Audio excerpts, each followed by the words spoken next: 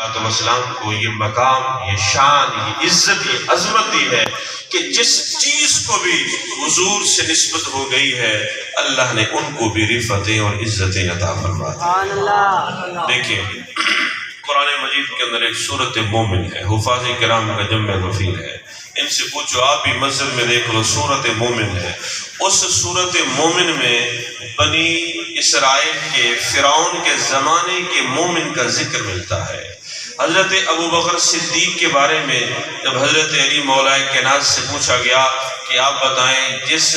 مومن کا قرآن ذکر کر رہا ہے اور جس کے نام پہ قرآن کی سورت ہے وہ مومن افضل ہے یا حضرت ابو بکر صدیق رضی اللہ تعالیٰ عنہ افضل ہے؟ تو حضرت علی مولا کائنات رضی اللہ تعالیٰ عنہ نے فرمایا ارے تم کیا کہتے ہو، اس جیسے مومن ہزاروں مومن ہمارے ابو بکر صدیق کی مثل نہیں ہو سکتے۔ ارے وہ ایمان کو چھپا رہا تھا اور ابو بکر اپنے ایمان کو ظاہر کر رہا تھا، تو یہ جو ابو بکر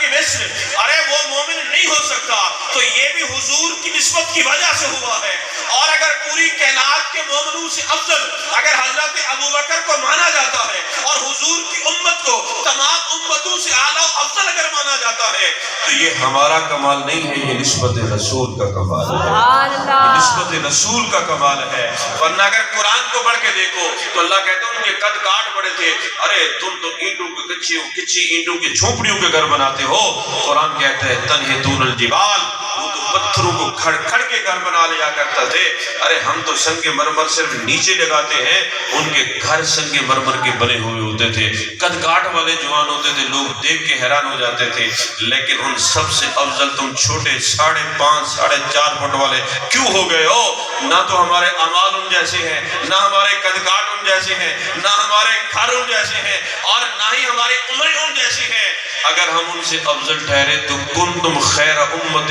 کیوں ٹھہرے؟ اس لیے کہ ہماری نسبت امام الانبیاء سے ہو گئی ہے۔ تو یہ محفل جو ہے اس کو بھی نبی کی ذات سے نسبت ہو گئی ہے، تو اس لیے یہ بھی افضل ہو گئی ہے۔ آخر میں ایک چھوٹی سی روایت میرے دماغ میں